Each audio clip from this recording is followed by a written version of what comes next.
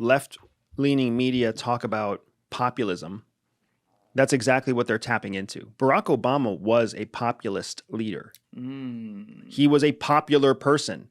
All the, like, he had books out. Like his whole tagline was hope. Like, that is a very populist approach. Nobody was focused on Barack Obama's policies. They were focused on African-American, first-time president, young guy. I see what you're saying. All of that was populism, right? It was a movement more than it was about the job. Right. And they tried to do the same thing with Hillary Clinton. Oh, it's a woman. It's our first female president and blah, blah, blah, blah, blah, blah. And they tried to take the whole populist approach, which is why they probably doubled down on her and squashed Bernie Sanders. Because didn't work. They didn't need another old white man to be president anymore, right? But look what's happening right now. Yeah. Right now, it's just, I will call it out. You have a minority who is both African American and of South Asian descent, Indian, right? Mm-hmm. The two largest growing population bases in the United States.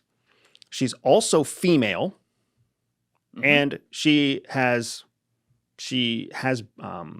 married to someone who's Jewish. So you've got like all the major minority pieces checked off, baby. Boom. Tell me that is not exactly how like the Democratic Party has worked now for almost a decade. It's all about finding some social justification for diversity and having diversity represent the United States instead of having democracy represent the United States. I'm not saying I want another old white man in office either.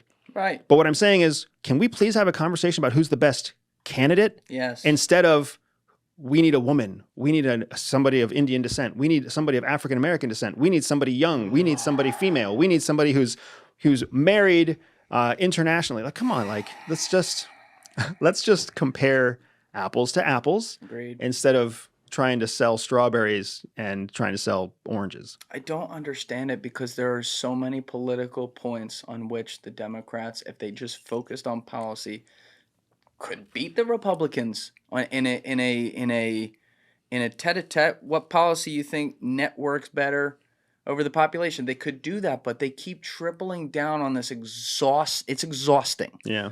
Identity politics shit. No one gives a fuck anymore, man. Unfortunately, they do. And that's the thing. That's the big problem. The big problem is winning the presidency is all about motivating people to get out of their bed and stand in a line and put a mark on a checklist once every 4 years. That's the race. That's the presidential race. It's sad, but it's true. And for anybody out there, you included, how hard is it to motivate the average YouTube viewer to click on a like or click on the subscribe button or leave a comment? You go do that right now. You understand me? Thank you. It's hard. It's hard, right? If you have 2% of your user base that clicks on a like button, that's really good. Yeah. Well, you need higher than 2%. You need higher than 2%, but if you get 2%, like between 2 and 5%, or is it like 10% is top tier. Yes. 1 out of every 10 viewers clicks on a button in YouTube. Yeah. Like that's the race for president, is how many people are going to click on the like button once every 4 years. When clicking on the like button means getting out of bed, stepping away from work, driving to a poll station, standing in line. Sometimes you're standing in the freezing freaking cold, right? To fill out a form where you're like in a giant whatever warehouse or school, whatever auditorium. Right. It's a big ask, which is why you see at most 60% voter turnout. That what moves people to do that is what you just said, personality politics. What moves people to do that is not the promise of peace in the Middle East. That's fair.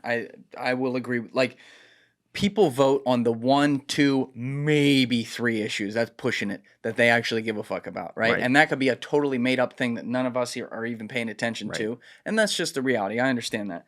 And I shouldn't say the word like nobody or nobody cares. Like, that's an exaggeration. That's fair.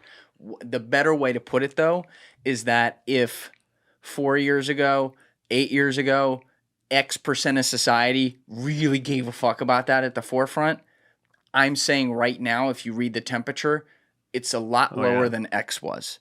because there are more people, even if they're still not informed on certain things. Because again, people got lives, right? Like, you know, you might be a father of 3 and you and your wife are both working 9 to 5 jobs, trying to spend time with your family too. I don't expect you to understand all the issues here. I'm a realist about that. But like, there's enough people who just keep hearing this messaging in the background. They're like, what the fuck?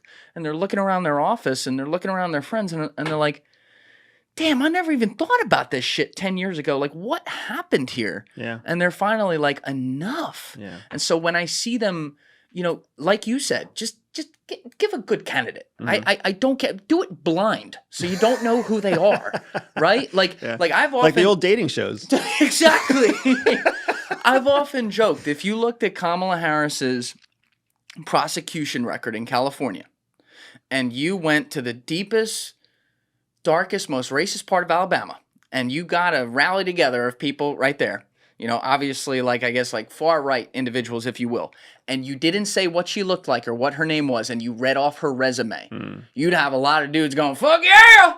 And then she'd walk out and they'd be like, all right, we'll get with it. But like, but she's at the forefront of this progressive policy now because, like you said, I agree with you. She's being told what to do, and she checks those boxes. She checks those boxes, man. She checks those boxes. Freedom! So fresh on me. Freedom!